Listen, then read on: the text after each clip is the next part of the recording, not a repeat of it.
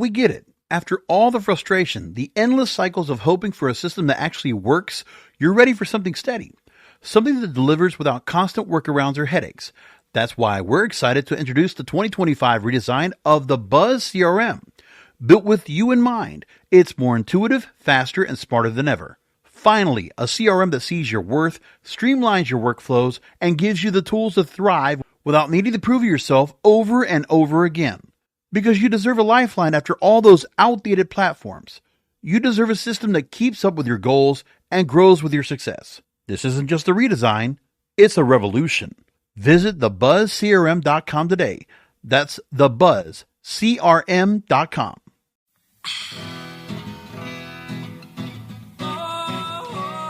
My friends, I am Vivian McPeak, and this is Hemp Present. If you have feedback or would like to suggest a guest or topic for Hemp Present, email me at hemppresent@gmail.com. Jeff Kober is an American actor known for his television roles as Dodger in China Beach, Jacob Hale Jr. in Sons of Anarchy, Joe in the 4th season of The Walking Dead, and Kurt Nypo in Walker, Texas Ranger. He's also known for his movie roles in Out of Bounds, The First Power, One Tough Bastard, A Man Apart. Jeff received a Daytime Emmy Award for Outstanding Supporting Actor in a Drama Series for his role in ABC's General Hospital, as well as many other roles he's played. Jeff now stars in Grassland, a new narrative film set in 2008 that explores the economic recession and the inequities of the era's incarceration rates. The story follows Leo, played by Ravi Cabot-Conyers, an inquisitive and sensitive boy who puts his mother's illegal cannabis business, played by Mía Maestro, at risk when he befriends their new neighbors, a young white boy and his police officer grandfather. Jeff's character. Jeff's here to give us the 411 on the 420 of that 911. Hey, Jeff, how you doing, man? Too many numbers, man. I'm good. Thanks for having me. Excellent. Full disclosure, back in the day, as they say, I grew weed in my rental home for over a decade. Helps to have a cool landlord. I also, as you know, I spent a long time as a cannabis reform activist, so I'm intrigued by this story. You appear to me to be a deep, thoughtful, I think I could say spiritual person. I've been enjoying your Soul Bloom series very much. In Grassland, you play a police officer who moves in below a single mother who has a pot grow in her home. What drew you to this particular role? Why did you want to be a part of this story? Well, a dear friend of mine, David Goldblum, shepherded the script and was the producer on the job. That was the first part, and then the second part was I had my experiences back in the day where I was at the effect of police, and at the effect of police with regard to marijuana. And these days, I'm really deeply committed to finding a way for us to see each other as brothers and sisters rather than as opposite sides of any given coin. So all that together, and the story being so well told and so socially conscious and conscientious, all of that just made it a no-brainer for me. Yeah, the trailer looked really cool. And I know that there's a screening coming up soon. What did you do to prepare to portray your character? Did you do any specific research, speak with people who have lived the experience of being in law enforcement, or just draw on your own experiences? I cut my hair. Yes, I saw that. The police cut. I cut it 3 times, man. First of all, I offered the producers on General Hospital the option of using me cutting my hair on screen, which they took. So I did that, and then I cut it, and the director said, "No, shorter." And I went and I cut it again. He said, "No, shorter." And then I came up with what we came up with. And the research was. I've had experience, I've been on a lot of sets and I've met a lot of police, and what was important for me was to find the humanness of this cat. And, his humanness was very much involved in trying to be a good parent to his grandson, and at least partially to make up for the fact that his daughter had died of heroin overdose. And then to he's trying to be a nice guy and trying to be a good neighbor and trying to be a good father, and had a deep and profound hatred of drugs, and really tapping into the what was happening back in the day, which was, marijuana was a Schedule I drug. It was right there next to heroin and opium and LSD and everything else, and which it still is, but now there's sold in stores and stuff in many states. Right. It's federally, it still is Schedule I, isn't it? Yeah. And I was around during that, when Nixon declared the war on drugs, and all the possibilities for these drugs were just swept off the table, so that the pharmaceutical companies could score, and so that Nixon could score politically. And what really I saw was that it's, if you make something illegal that everyone you want to arrest is involved in, then you don't have to look for reasons to arrest them. And that's what I really saw play out back in those days. And of course, prohibition was used disproportionately to target people of color and economically challenged communities. It was a very kind of a convenient mechanism to use politically, even. It really was. And where I come from, a small rural town in Montana, and in those days, anyone who wasn't a redneck was seen as someone that needed arresting too. So I fit the bill there. Right. What were the most emotionally challenging scenes for you to perform in Grassland, and how did you approach them, or were there any? Oh, there were a couple. I make one arrest, try to make another arrest, and I get confronted by my grandson, and I slap him, and that was really challenging. Just to own that kind of knee-jerk violence when you don't want to, but it just comes out of you. And then a scene where I talk about my, the death of my daughter. Those were all very emotionally alive for me. But that's one of the reasons I do the work that I do, is because I love, stepping into the deep end with a partner on the other side of the table and having those sorts of experiences. So I really enjoyed doing the work. I think that you took your life experiences and your perspective about the subject matter into this role. But did playing this role have any impact on how you view the issue of cannabis-related incarceration and its effects on families looking back? Well, it's as you mentioned, people of color and people who are economically challenged are they make up a far greater population of those who were and probably still are incarcerated for this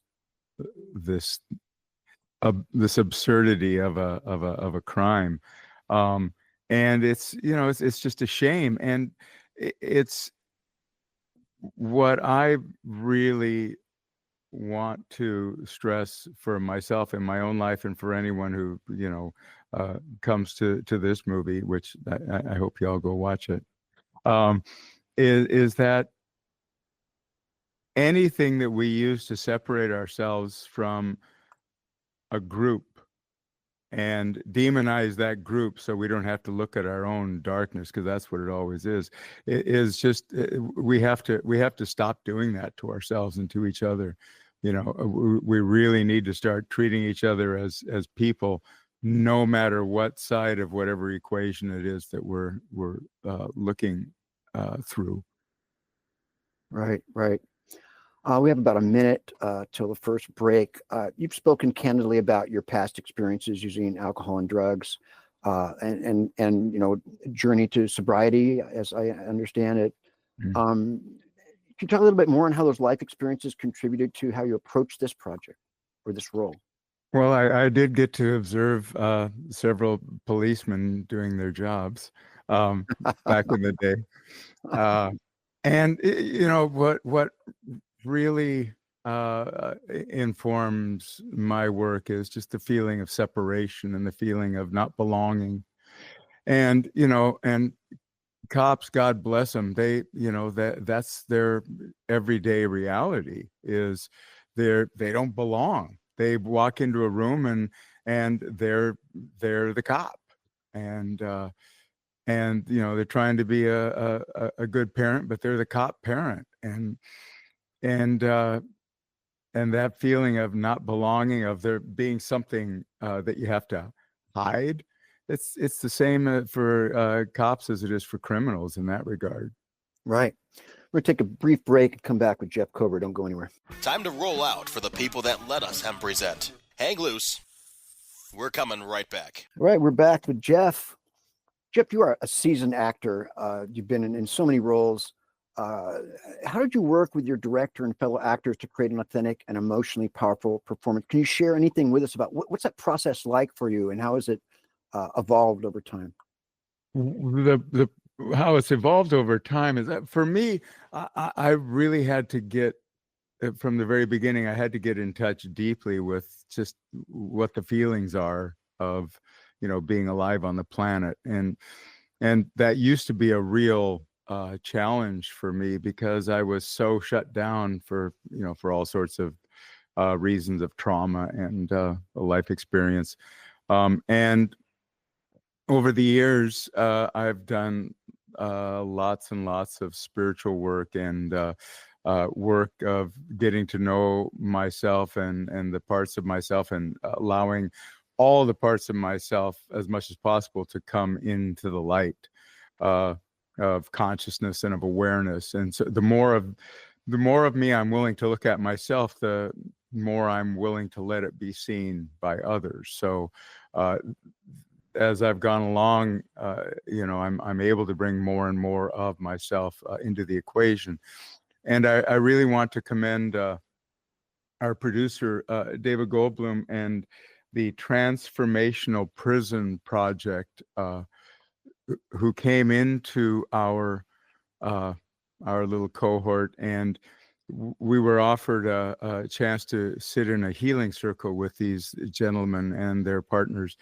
These were ex-convicts from Massachusetts who came up with a system whereby they offer each other support to take responsibility for who they are, what they've done, and to share themselves vulnerably with each other, and then, which then allowed them to, these are cats that were never supposed to get out of prison. One of them was in prison for killing a policeman, and he's now out walking around free. And this program that they came up with is now shared in all prisons within the Massachusetts prison system.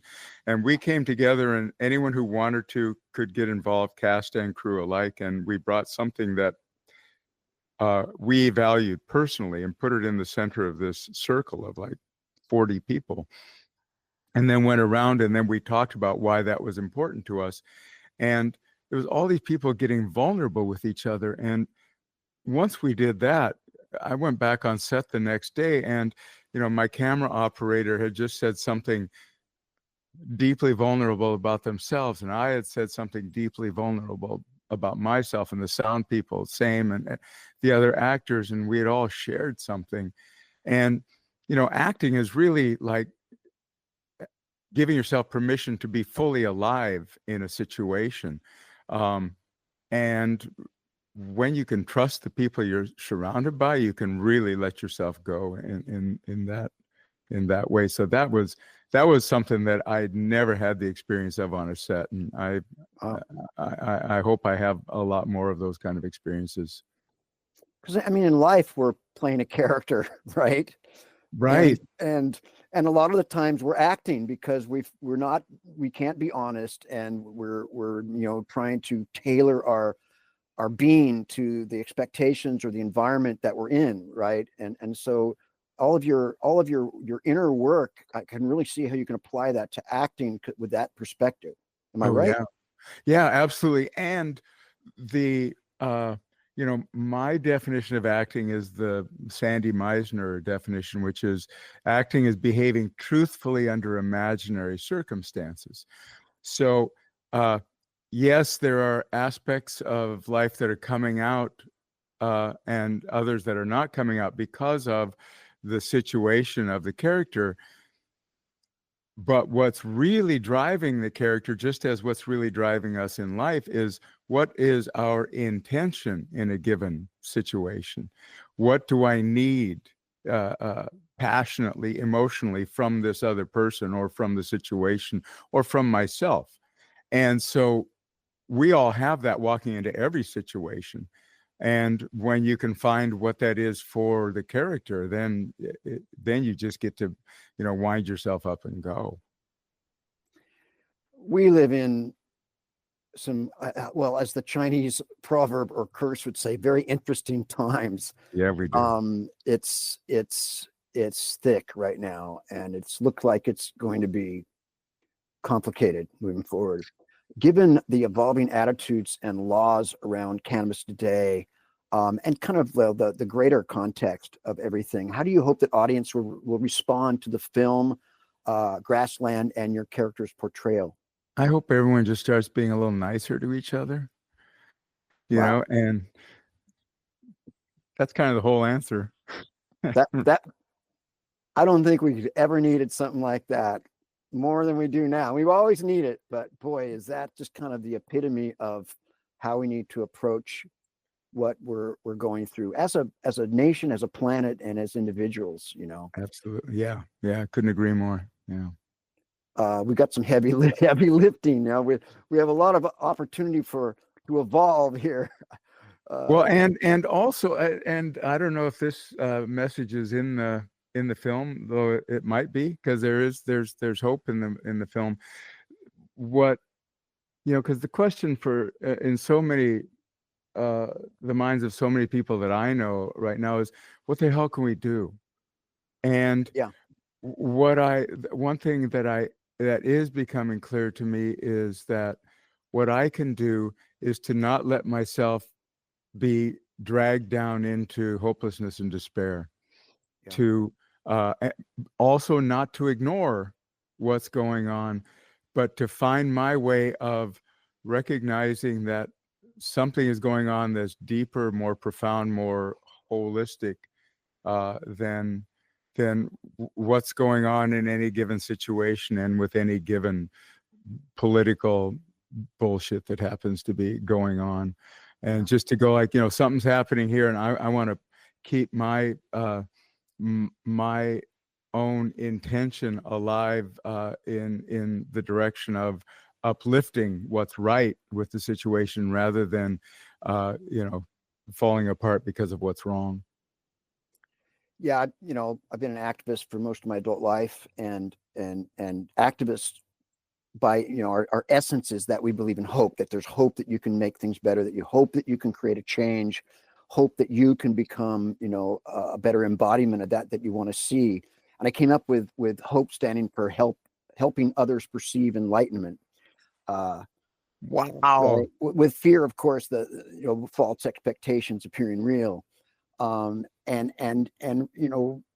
that's really, I think, where hope springs from, is this human desire to figure it out and to have a purpose and create what is the reason for all of this. We had this innate drive, and I'm not sure there is a reason. I think that might be the gift that we're given, is that we can create the purpose of our lives with our own actions and desires and heart song. Is that crazy? No, you're absolutely right. And my next podcast is actually called Yes and. Yes and, for me, the absolute essential for that is to really do the work to know what I am that is other than my ego self. To really to begin to identify as the thing in me that is eternal and that is not just connected to everyone and everything else, but actually is everyone and everything else. We have under a minute till the next break. Really quickly, the film is set in 2008. Did you draw on any personal memories or historical events to help ground your performance? My ideas were based in events that took place probably more back in the 70s. Mm-hmm. And the dynamic's the same, right? It certainly was from my perspective. And when everyone I knew was a criminal, myself included, and when I was at the effect of those laws and those people who saw me as a second-class citizen.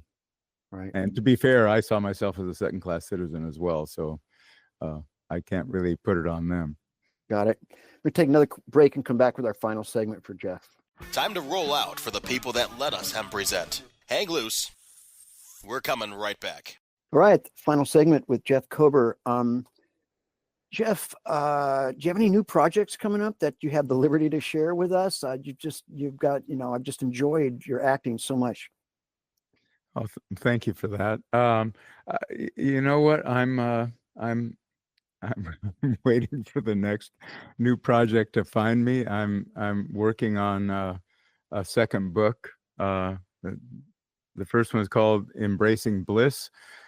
This one is called The End of the Pain Factory, and it's my journey from darkness to light,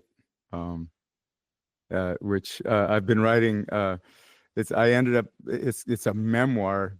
God help me, that I never wanted to write, but every time I tried to write about what it is I've learned, I kind of sounded like I sounded like a dick, actually, and I just had to throw stuff away. But then I started telling my story, and you can't argue with someone's story. This is my story, and even if it isn't what other people remember, it's what I remember, and the way that I remember things, and the way the things affected me, and so I'm alternately thrilled and tortured by doing that work right now. When what was it that you look for in a project? When I imagine that you have an agent or that you get things kind of sent to you or pitched to you. What makes you go, wow, this I think I'm going to like this role. I'll take this role.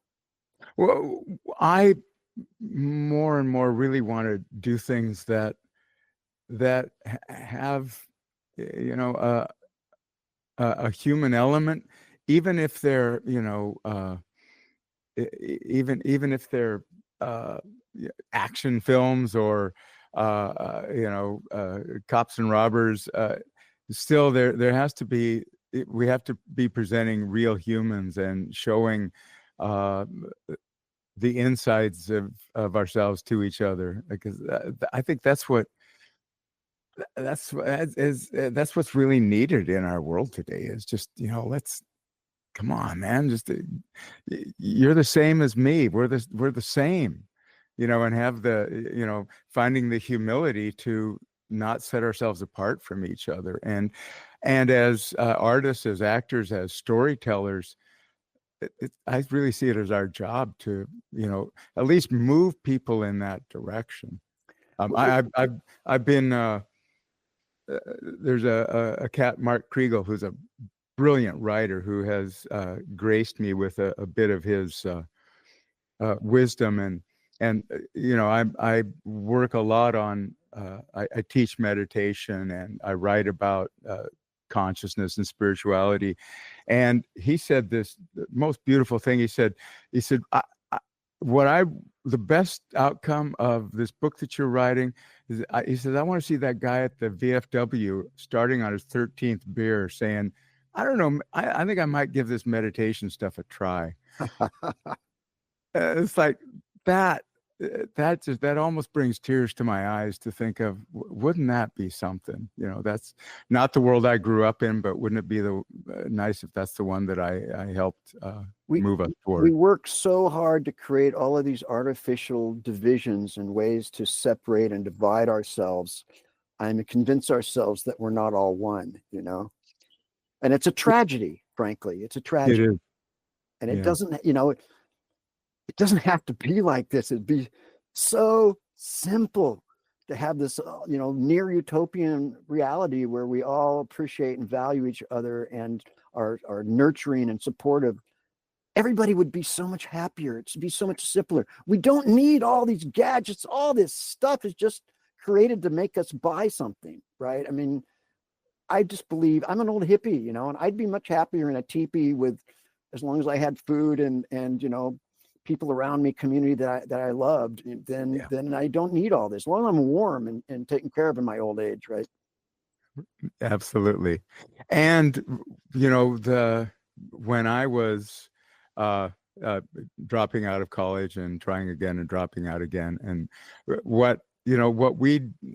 marijuana, cannabis, weed, that was our social glue. That's what, that was the sharing, that was the thing that we shared. And it was really, in that way, it was a lot like a sacrament. It's like, I'm going to offer my world, it was. Yeah, it really was. Well, yeah.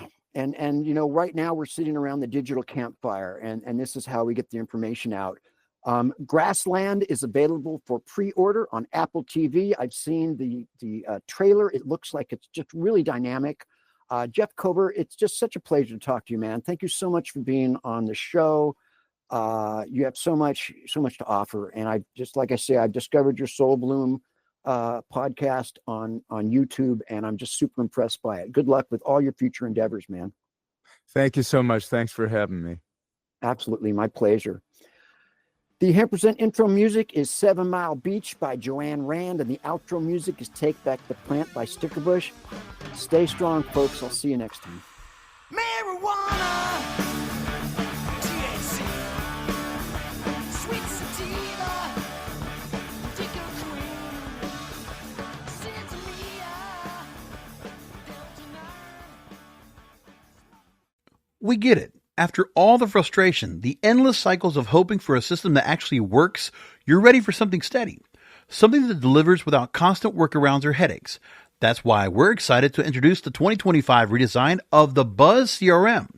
Built with you in mind, it's more intuitive, faster, and smarter than ever. Finally, a CRM that sees your worth, streamlines your workflows, and gives you the tools to thrive without needing to prove yourself over and over again. Because you deserve a lifeline after all those outdated platforms. You deserve a system that keeps up with your goals and grows with your success. This isn't just a redesign, it's a revolution. Visit thebuzzcrm.com today. That's thebuzzcrm.com.